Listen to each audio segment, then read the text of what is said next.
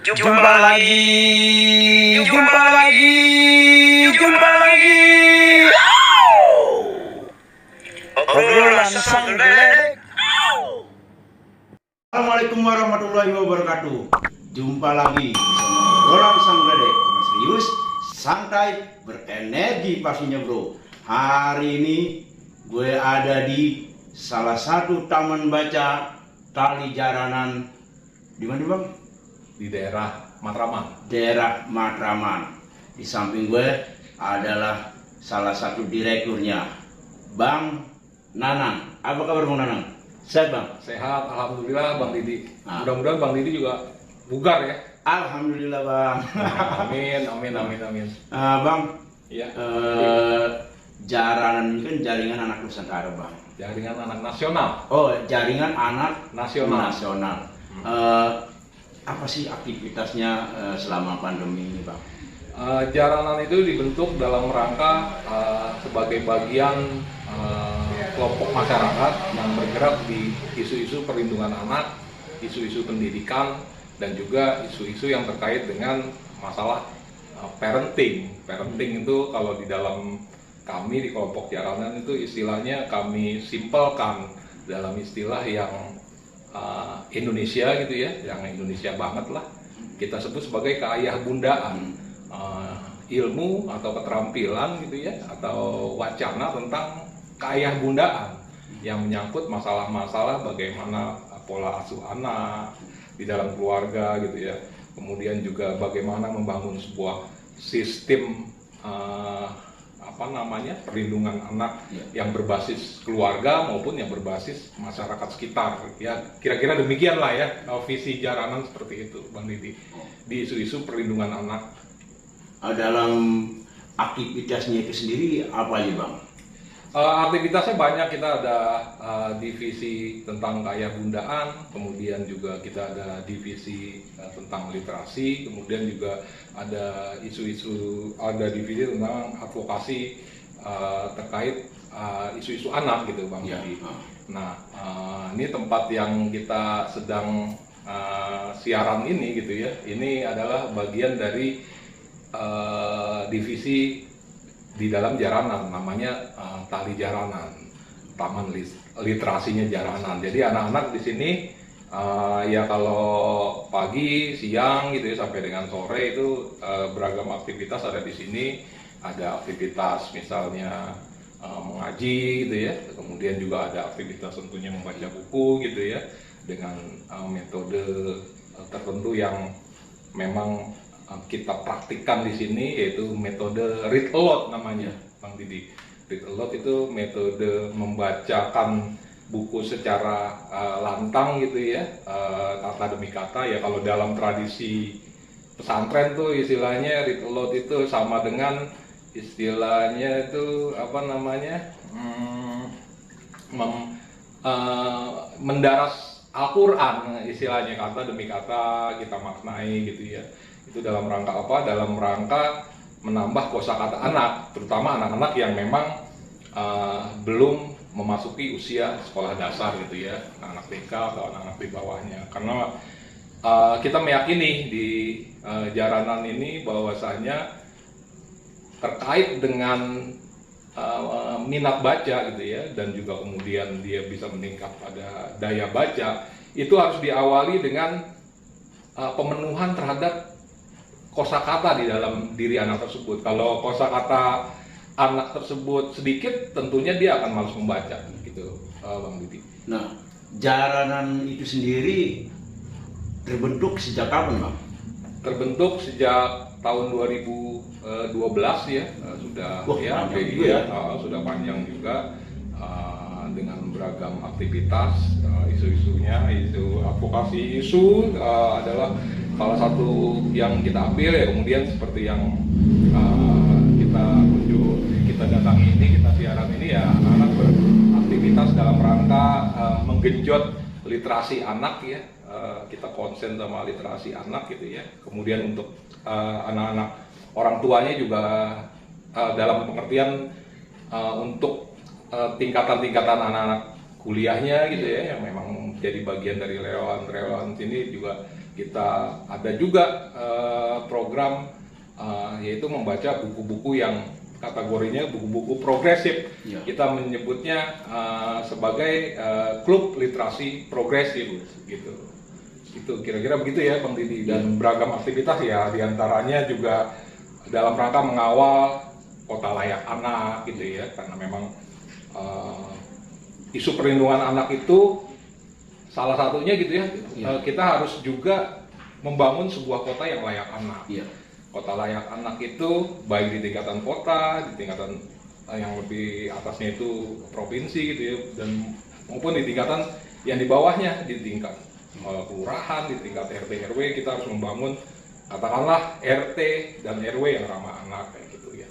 Oke, Sobat Sang Geledek, bahwa perlindungan anak, kenyamanan anak, dan kota layak anak harus kita ciptakan ya Bang. Iya betul. Nah, betul. Sobat Sang Geledek perlu Sobat Sang Geledek ketahui bahwa Jaranan ini salah satu organisasi kemasyarakatan yang menuntut pihak yang ada kejadian dulu ya. Oh iya, di Luwu Timur ya. Luwu Timur untuk membuka lagi kasus pemerkosaan yang dilakukan oleh satu orang ayah kepada 3 anaknya. Iya. Nah itu bagaimana Bang? Kasus sebenarnya seperti apa sih Bang? Iya, itu kan sebuah kasus terbaru gitu ya, paling terupdate dari kasus-kasus yang sesungguhnya nyaris serupa yang terjadi sebelumnya. Kan dalam rentang, ya katakanlah bisa dibilang kalau dalam catatan kami itu ya, itu sekitar 1 dekade lebih kan Indonesia sesungguhnya berada dalam sebuah situasi dan kondisi di mana kita berada pada fase panen raya, Bang Dini. Panen raya kejahatan seksual terhadap anak. Ya kalau panen raya padi gitu ya, kan ini kan kita bisa bersukacita gitu loh. Ya karena bersukacita. Iya. Ya kan. Panen apa terong gitu ya. Hitungannya atau panen apa yang ibu-ibu suka tuh panen jengkol gitu ya, karena kan enak tuh ya, kita rendang gitu ya, itu enak kayak gitu. Atau jenis-jenis pangan-pangan yang lain lah, kita bisa bersukacita di situ. Tapi kan ini adalah fase-fase panjang yang juga belum berakhir, di mana fase itu sesungguhnya adalah fase panen raya kejahatan seksual terhadap anak. Ini di mana-mana terjadi. Di Jakarta Timur sendiri kan beberapa tahun yang lalu ya, ada 7 atau 8 tahun yang lalu itu juga ada kejadian di mana seorang ayah itu menyetubuhi anaknya sampai hamil. Anaknya itu anak masih SMP, kemudian anaknya itu juga pada akhirnya meninggal karena memang membawa penyakit yang ditularkan ayahnya, karena ayahnya juga ternyata adalah berpenyakit kelamin gitu, kemudian mati dengan tragis. Dan kita menyangka bahwa kasus saat itu adalah kasus terakhir gitu. Tapi ternyata dalam rangkaian kejadian tahun demi tahun selalu ada aja kasus yang hampir serupa gitu, baik itu yang muncul ke permukaan maupun yang tenggelam dalam hiruk pikuk pemberitaan lainnya yang boleh jadi dianggap oleh media maupun oleh masyarakat jauh lebih seksi gitu loh. Dan munculnya kasus di Luwu itu kan mengindikasikan bahwa sesungguhnya panen raya kekerasan atau kejahatan seksual terhadap anak ini belum berakhir, Bang Didi. Nah, itu kan ada, saya membaca ya, bahwa sudah ada laporannya ke pihak-pihak terkait, dan ternyata polisi menghentikan penyidikan tentang kasus tersebut.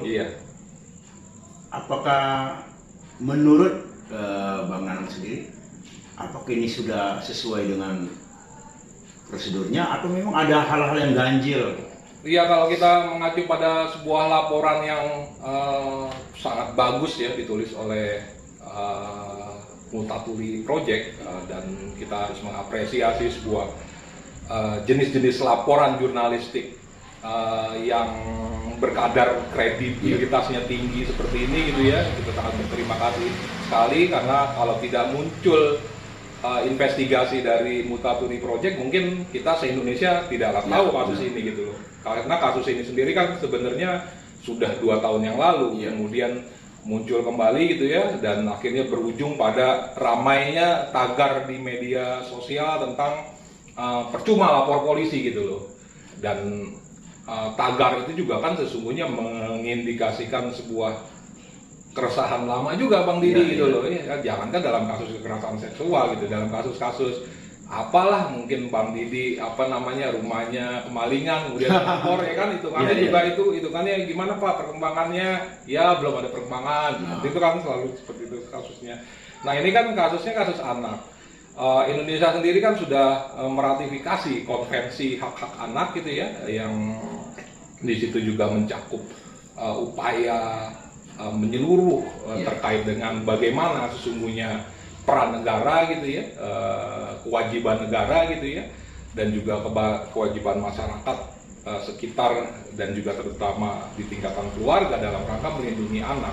Nah kasus Luwu di mana pada akhirnya kasus ini dihentikan meskipun dalam hari terakhir ini terupdate sebuah pernyataan dari Kapolda Sulawesi Selatan bahwa kasus ini akan memungkinkan untuk dilanjutkan kembali gitu ya, jika memang ditemukan adanya bukti-bukti gitu ya.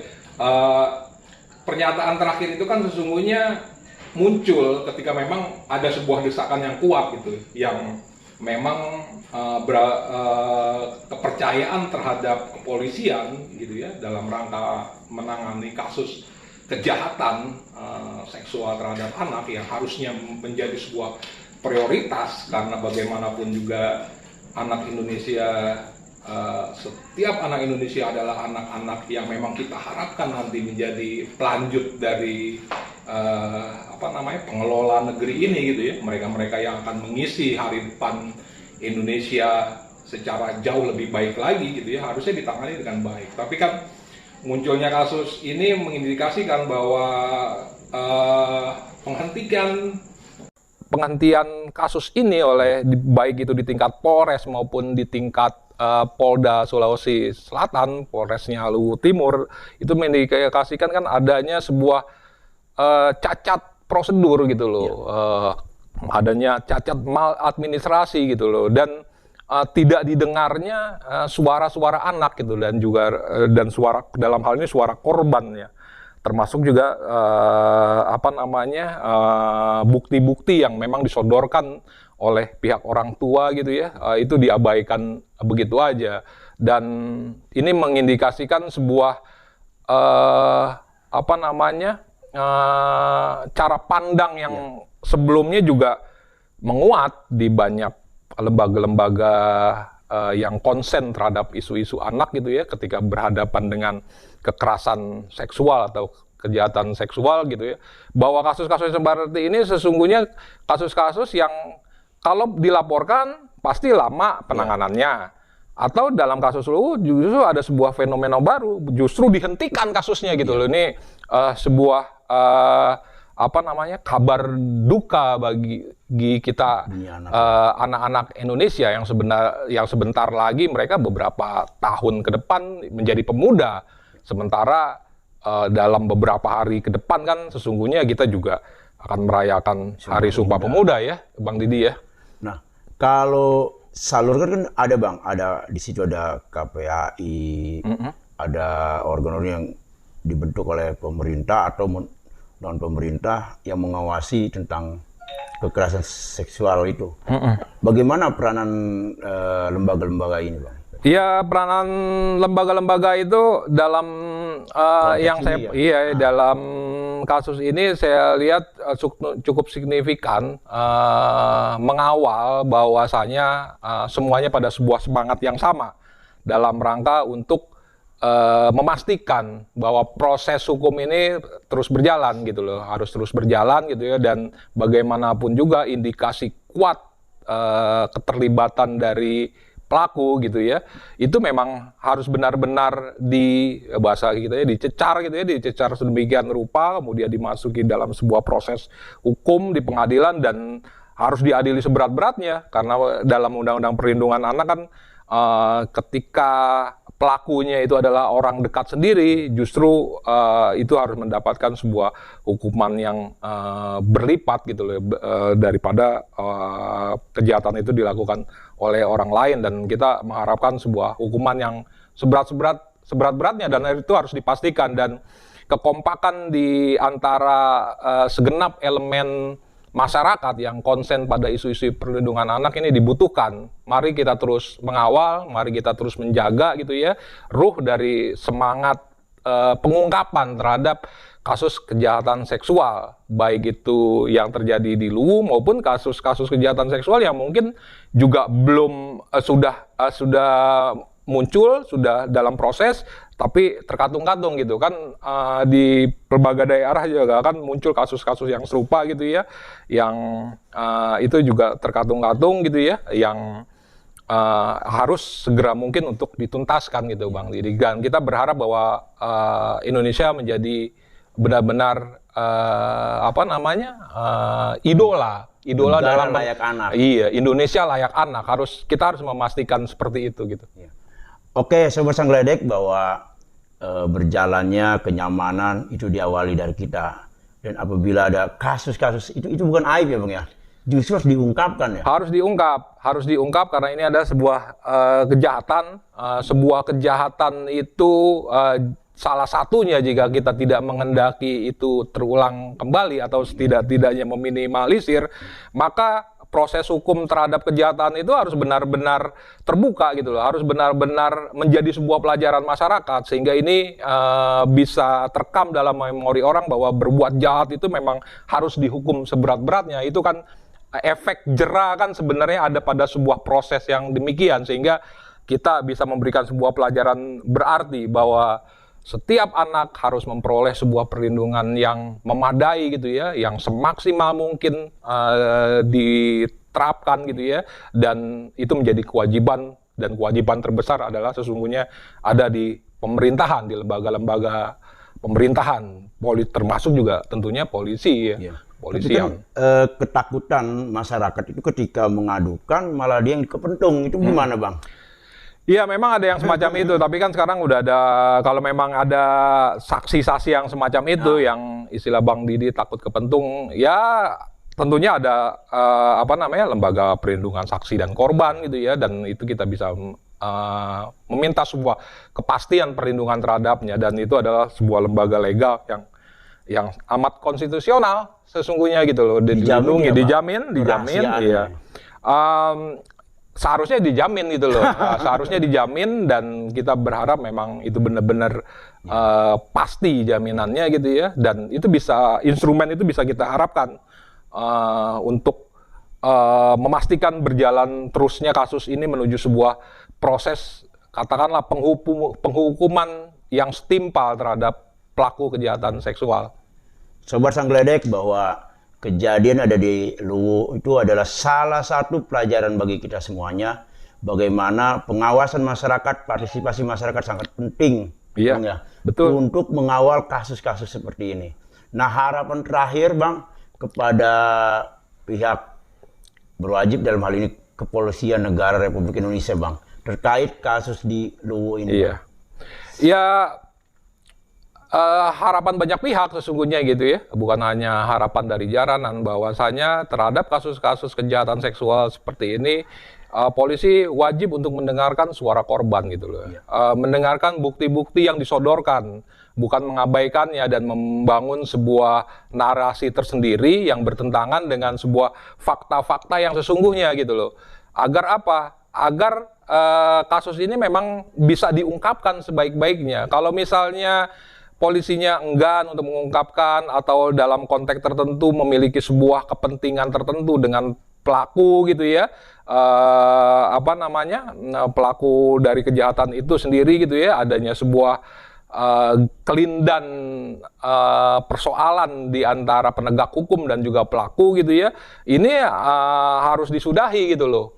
Tren ke arah situ bukan lagi tren yang baik bagi perkembangan kita dalam rangka membangun sistem dan juga budaya perlindungan anak yang baik. Dan sebaiknya gitu ya, polisi ya buka lagi kasus ini, dengarkan suara korban gitu ya, kemudian dengan selidiki segenap bukti-bukti yang memang sudah disodorkan oleh orang tua korban gitu ya, kemudian lakukan sebuah investigasi yang menyeluruh yang mengarah pada pelaku di balik kejahatan seksual terhadap anak di Luwu. Dan saya yakin jika memang Kepolisian Republik Indonesia dalam hal ini Polda Sulawesi Selatan maupun Polres Luwu itu kembali pada kitahnya sebagai pelindung masyarakat gitu ya, maka kasus ini sesungguhnya nggak susah-susah amat gitu loh. Karena kalau misalnya dipersulit pada akhirnya ya itu bukanlah sebuah presiden yang baik terhadap upaya bersama bagi rakyat Indonesia dalam rangka membangun sebuah sistem perlindungan dan budaya perlindungan anak yang memang baik dan memastikan bahwa anak-anak Indonesia itu pada akhirnya bisa merasa nyaman bahwa kejahatan terhadap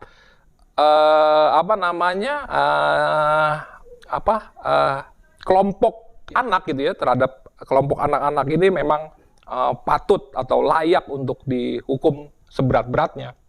Nah kalau ini Bang, bisa nggak sih visum itu, kan ada visum nih Bang. Iya, orang lapor visum, bisa nggak dikawal oleh pihak-pihak misalnya unsur masyarakat atau KPAI, visum bersama dengan pihak Polri,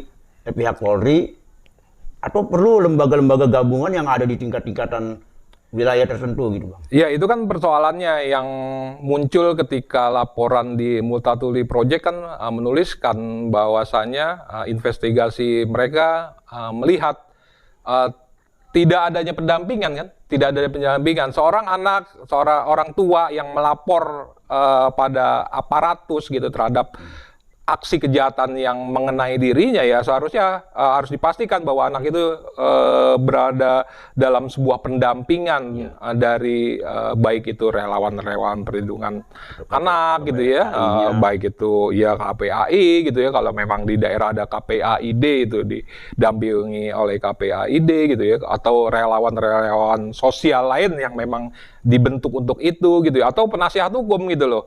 Ini kan terbukti bahwa dalam kasus itu dari investigasi yang muncul kan itu dari proses awalnya itu menampikan bahwa ada sebuah kebutuhan pendampingan dari anak, dan itu terus diproses seolah-olah itu tidak membutuhkan sebuah pendampingan oleh pihak yang berwajib gitu, dan itu adalah salah satu jenis dari prosedur yang keliru, mal prosedurnya terletak juga diantaranya di situ, Bang Didi, dalam kasus Luwu itu ya. Sobat Sang Gledek, bahwa kalau kita melihat kasus Luwu ini adalah satu tragedi ketika anak-anak kita menjelang ini sudah 1 tahun lebih Bang ya. 2 tahun ya. Sudah 2 tahun kasusnya sesungguhnya. Orang tuanya memperjuangkan. Tentang kesakitannya anaknya, luka anaknya, mungkin trauma ya. Iya, tentunya trauma mendalam. Maka Sobat Sang Gledek, silakan berpartisipasi di tingkatan teman-teman di daerah, di wilayah-wilayah terpencil. Jadilah kita mutiara-mutiara yang akhir bisa mengontrol. Iya, betul Bang Didi, karena bagaimanapun juga ini adalah isu bersama kita. Memang dia bukan anak kita, tapi sesungguhnya tidak ada orang tua yang anaknya ingin diperlakukan dengan bentuk kejahatan yang demikian sadis seperti itu. Dan kita harus bahu-membahu menyuarakan dengan lantang bahwa kasus ini harus diungkap dengan terang benderang, dan pelaku juga harus sampai pada sebuah hukuman yang setimpal dan seberat-beratnya. Selamatkan anak Indonesia, selamatkan Indonesia dari segala kejahatan anak. Apalagi mau 28 Oktober Bang ya? Iya betul. Ya kan sebelum 28 Oktober. muda anak-anak dulu Bang ya? Iya betul. Ya, kalau anak-anaknya udah hancur gimana mudanya? Gitu, iya. Itu kan gambaran. Kita harus memastikan bahwa keberlanjutan anak itu dalam posisi yang benar-benar terlindungi, sehingga mereka juga menjadi pemuda yang tangguh juga ke depannya. Kan harapannya seperti itu ya. Tapi kalau dari sejak anak-anak itu mereka itu mengalami sebuah ancaman serius, bahkan juga perlakuan dan aksi keji yang demikian brutal gitu ya, bagaimana mereka pada akhirnya menjadi sebuah pemuda, tentunya mereka menjadi pemuda yang sangat tertekan secara mental dan emosional gitu, karena mereka merasa bahwa mereka korban tapi ternyata pelakunya itu bisa berkeliaran sedemikian rupa dan itu sangat menyakitkan. Nyaman-nyaman Iya, aja. iya begitu Bang Didi. Iya. Oke, Sobat Sang Geledek, itu saja obrolan kita dengan Bang Nanang. Terus berjuang kepada Sobat Sang Geledek dan para pemerhati sosial. Berjuanglah bahwa negeri ini butuh teman-teman sekalian. Itu saja. Jumpa lagi di obrolan Sang Geledek berikutnya. Obrolan serius, santai, berenergi pastinya bro. Terima kasih. Assalamualaikum warahmatullahi wabarakatuh.